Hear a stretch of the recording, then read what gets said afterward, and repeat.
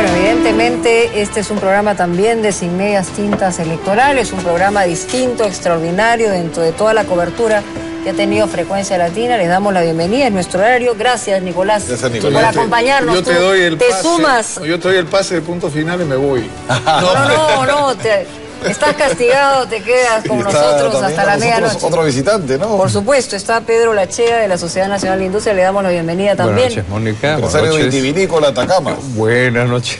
Caramba. Acá estamos. Presidente de la Sociedad Nacional. Punto. Bueno, en primer lugar, preguntar un análisis rápido de lo que estamos viendo. No se ve tan preocupado. La gente pensaría, uy, Humala pasa la segunda vuelta, los empresarios están aterrorizados, ¿y no? No, mira, ¿no? Yo creo que en este momento el mandato es claro. No hay mandato. Esa es una de las primeras reflexiones. Yo he estado de presidente en mesa hoy día. Si bien la mesa nuestra no es representativa para el nivel nacional, lo que sí es interesante es lo que he escuchado sí después, ¿no? O sea, el primer discurso que tiene que dar Ollanta Humala desde el Hotel Sonesta, él mismo se da cuenta, me parece, por lo que ha mencionado, de que él va a tener que construir puentes para darle viabilidad y jalar gente para esta segunda vuelta que va. Y lo mismo Keiko. Keiko también ha hecho otro tanto. O sea, Ollanta por su lado sabe que tiene muchísimas resistencias, Keiko también las tiene. Uno hacia el pasado, porque Keiko es un poco la voz del pasado, que yo creo que es... Son los dos que más resistencias tienen. Claro, un poco Keiko por todo el problema, y Ollanta por el problema que representa... De la incertidumbre. Más que la incertidumbre, la propuesta que trae, ¿no? Chávez, el cambio de Constitución. Claro, el cambio de la Constitución, que es un tema de principio que para nosotros como casa nos preocupa. Pero un tema que también he escuchado saliendo o estando en la votación es que uno de sus insignes parlamentarios, el doctor Díaz Canseco, ha salido a rendirse, nunca retrocederé jamás. Entonces, ¿cuál es el mensaje? Por ahí no está claro. Pero parece claro. que también tendió puentes hacia Toledo, ¿no? Díaz Canseco. No sé ese tema, pero yo creo que un estadista o el que quiere gobernar se da cuenta que el manejo puro no existe, salvo que tú seas pues un dictador. Yo creo que él tiene mucho trabajo por delante, tiene mucho trabajo que convencer. Sobre todo yo creo que hay muchas cifras que tienen que manejarse y ordenarse. Son más brasileños poniéndole piel de oreja. Por ese lado no, por eso le ha contratado un experto como entrenador, pero el problema que él tiene es que es un discurso muy difícil para atraer inversión, ¿no? Es un discurso muy incierto, es un discurso que regresamos otra vez a Velasco. Pero más que eso, o sea, tú tienes que ver el fundamento que a nosotros nos preocupa. Las constituciones modernas es hoy día el Estado, es un grupo de individuos que pasa a manejar la nación. Y tú eres otro individuo más, ellos no están encima tuyo. Entonces, irte a las constituciones antiguas es nuevamente hay un grupo de sabios que decide qué se hace con el país, ojalá pusieran una fianza. Entonces, cuando la cosa va mal, cobramos la fianza. Paréntesis de incertidumbre, no sabes qué van a poner. Entonces, y se convierte un tema muy, muy complejo de medir, pero por eso me parece interesante, cómo te puedo explicar el tema de escucharlo por primera vez, dices, bueno, voy a tener que ver qué hago. Pero lamentablemente por el otro lado tenemos a uno de sus personeros o filósofos parlantes, el doctor Díaz Canseco, diciendo pues que retroceder nunca, rendirse jamás. Pero en este caso lo que tendría que valer es lo que firma Félix Jiménez, coordinador responsable de la Comisión de Plan de Gobierno del Partido Nacionalista. Esto es un documento que es el plan de gobierno de 150 y tantas páginas que dice, es decir, en la nueva constitución que propone Humala, por lo menos por escrito, una de las cosas que tendría que cambiar sería que la explotación de los recursos naturales aprovechadas generalmente por minorías económicas extranjeras no puede continuar. Y sobre el gas dice que hay que retornar el control de las decisiones del negocio gasífero a Petroperú, repotenciarlo, iniciar el cambio de la matriz energética y la industrialización del recurso. O sea, se acabó con petróleo. Vete a la libertad de prensa. Entonces... no, pero más que eso, Nicolás, estás hablando de una situación de equilibrios entre la persona y el Estado. O sea, la persona, en este caso, pasa a un segundo lugar detrás del Estado, y el Estado pasa a ser manejado por un grupo de personas que tiene una mayor visión que cualquier persona. Entonces, esa es una posición que es muy peligrosa. Mucho poder en pocas manos. Pero tú no escuchaste el discurso de cierre de Humala. Volvió a ser el Humala de siempre y le salió pelo. Bueno, no fue muy distinto a ese discurso conciliador de toda la campaña. Estoy hablando de la Plaza 2 de Mayo. Bueno, era el Humala del 2006. El tema va a ser ese. O sea, nosotros creemos muy bien con el discurso de la Plaza 2 de Mayo, él ha llegado al porcentaje que está. Claro. Entonces, y más o menos es el mismo porcentaje que obtuvo en el año 2006. Claro. Entonces, ¿cómo va a ser él para avanzar en un discurso que no vende? O sea, el Perú lamentablemente ha avanzado muchísimo, ¿no? O sea, del año 90 que había 75% de pobreza, hoy estamos a 30%. Pero aparte de eso, hay uno de los fenómenos que es más inquietante, ¿no? O sea, la gente logra un mayor acceso al bienestar, pero comienza a incurrir en mayores gastos.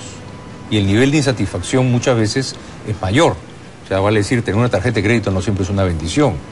El tener más gastos tipo teléfono, tipo una serie de facilidades que hoy día ha dado el crecimiento del Perú y la modernización del Perú. Los colegios privados. No, costos, mira, claro. El teléfono nomás, o sea, estás hablando de 28 millones peruanos, y creo que hay 26 millones de teléfonos. Sí, claro. El país está también, creo que somos unos países que ha crecido en Internet, el interface en el Perú está creciendo de una manera bárbara. Todos esos son gastos. Todos estos son gastos que van sobre las economías en que las ideas del gasto van por delante de los ingresos. Entonces, normalmente cuando tienes esa situación llegas a tener un cierto grado de frustración. Pero yo creo que acá la pregunta seria es, ¿seguiría el nivel de inversión que está habiendo? El país haciendo su mayor esfuerzo de inversión.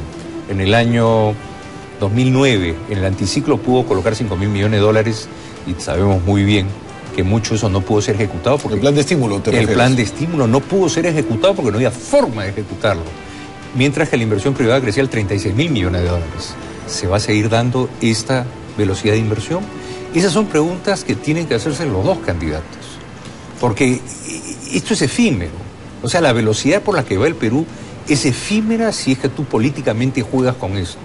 La economía es una especie de, como dicen, un espejismo que genera riqueza. Pero crecimos 10%. Tocas el espejismo y desaparece. Crecimos 10% el primer trimestre, pero me imagino que con estas elecciones y hasta el compás de espera, hasta el 5 de junio, la cosa no... No, mira, Aldo, tú tienes todavía que... Ya hay inversiones que no van a parar. Razonablemente, una cosa es el discurso en la calle y otra cosa es cuando te enfrentas al toro. Eso o sea, es lo cuando que ya está delante el toro.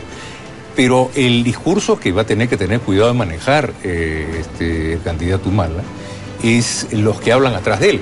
O sea, si los que hablan atrás de él siguen prometiendo sangre y fuego, vamos a ver a dónde llega. En otras palabras, si no hay coherencia dentro de lo que dice Ollanta Humala y sus, digamos, lugartenientes, por lo menos los sus lugartenientes candidatos más cercanos que puedan tener una visión jefe de plan de gobierno, Mónica, de país, ahí la cosa se le va a complicar a él en su candidatura. Pero por supuesto, además uno puede decir de todo, ¿no? Y tú tienes, el Perú tiene una serie de compromisos, contratos, tiene los TLCs, bueno, se puede parar un TLC. Bueno, de eso también habla. Claro, lo que sería interesante, que no rescato bien del señor Jiménez, es el traslape de una política a la otra. O sea, ¿quién se va a comer los espárragos, las alcachofas, las uvas, quién se va a poner la chompa?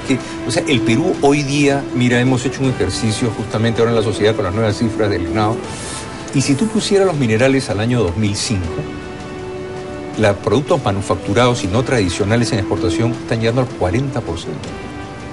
O sea, estamos viviendo un ciclo especial de minerales que puede terminar en cualquier momento. O sea, basta que haya nuevas minas que comiencen a entrar y los precios... O que China tenga un problema. No, mira, yo te digo, Mongolia hay unas impresiones mineras monstruosas, el macizo del Tíbet todavía es un macizo que tiene mucho scrap, pero eventualmente a donde tú tienes problemas te vas a invertir a otro lado. Entonces, los minerales, se ve una primavera de unos 5 o 6 años más, no más. Después van a regresar a que las minas que tienen mayores volúmenes, más eficientes, vivirán, las otras cerrarán. Pero lo interesante de esto es que la industria y la transformación hoy día está llegando a nivel casi al 40%, Aldo. O sea, tú dices los precios del 2005 de los minerales, repitamos. ¿Cómo se exportan los minerales y los no tradicionales? Te vas a quedar con una sorpresa. Entonces, cerrar tratados de golpe o manejar estas propuestas sin tener cuidado cómo se hace el traslape podría ser muy peligroso. No, las exportaciones no tradicionales, eso claro, o sea, yo te digo, las no tradicionales hoy día, ¿te imaginas? Hará 10 años no llegábamos al 21, 22. El Perú está creciendo y está creciendo de verdad. Y polos, básicamente. Entonces, lo que pueda pasar, que tú pares este crecimiento, puede generar una frustración social muy rápida. Pero algunos temen, por ejemplo, que entre una una posición teniendo en cuenta que tenemos en nuestras arcas fiscales ahora mucho dinero y que inicialmente pues haya una repartija y que haya pues una especie de bonanza por 1 o 2 años y después a llorar a la playa. Ahí, Mónica, tú lo que vas a tener que ver es cuando se habla a veces de las AFP, que nosotros siempre aclaramos, ¿la plata de quién? ¿De la AFP, o sea, sus utilidades y su capital, o los depósitos de nosotros?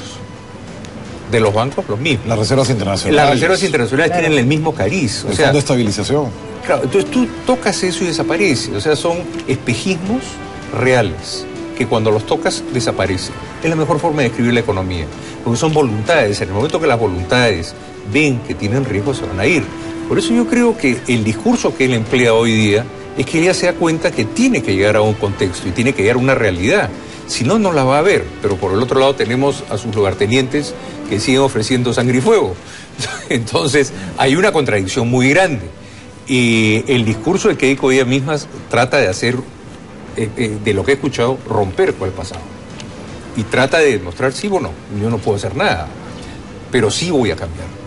Ella ha tenido un discurso muy consistente y vamos a ver pues cuál de los dos presenta la mayor consistencia, ya que los dos presentan los niveles que llaman de resistencia. Claro, más allá del tema empresarial, no sé, yo quería preguntar un poco desde el punto de vista de un empresario, ¿cuál debería ser la actitud de los otros actores políticos en esta contienda, en esta eventual segunda vuelta? Porque van a ser muy importantes, es decir, va a haber facciones, en todo caso de Pedro Pablo Kuczynski, con un grupo de gente determinado, con ciertas características, por otro lado, gente de Alejandro Toledo, por otro lado, gente de Castañeda, pero ustedes como empresarios... Y nosotros lo que esperaríamos... ¿Qué verían ahí? Que nosotros vamos a medir mucho un tema de principios.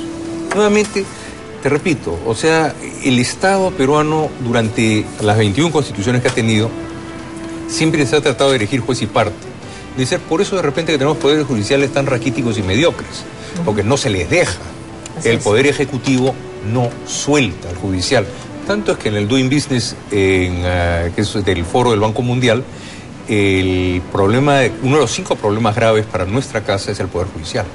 La baja calidad de justicia que tenemos, que es una preocupación tremenda. Estamos a niveles de Kenia y Senegal, países subsaharianos.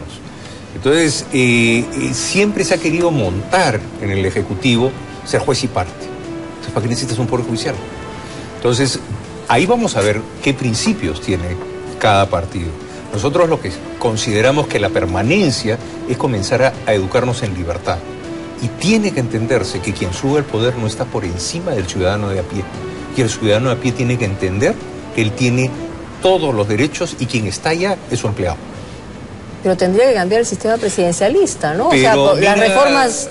Mira, Mónica, por ejemplo, una cosa que hoy día se hubiese sido entretenidísima, que el voto sea, en lugar de por la lista, que es un pongaje, yo pongo, y en el sentido de la palabra pongo, a distritos electorales. Entonces, hay un distrito en el que nosotros votamos por una persona. Sería mucho más fácil hacer el escrutinio de parlamentarios, que es una locura, pero cada persona estaría votando por su... ¿A usted no les preocupa que dentro del discurso Humala también se habla de una redistribución fiscal, que se habla también de cargar impuestos al lado del empresariado? Mira, el problema va a ser qué van a hacer con ese dinero.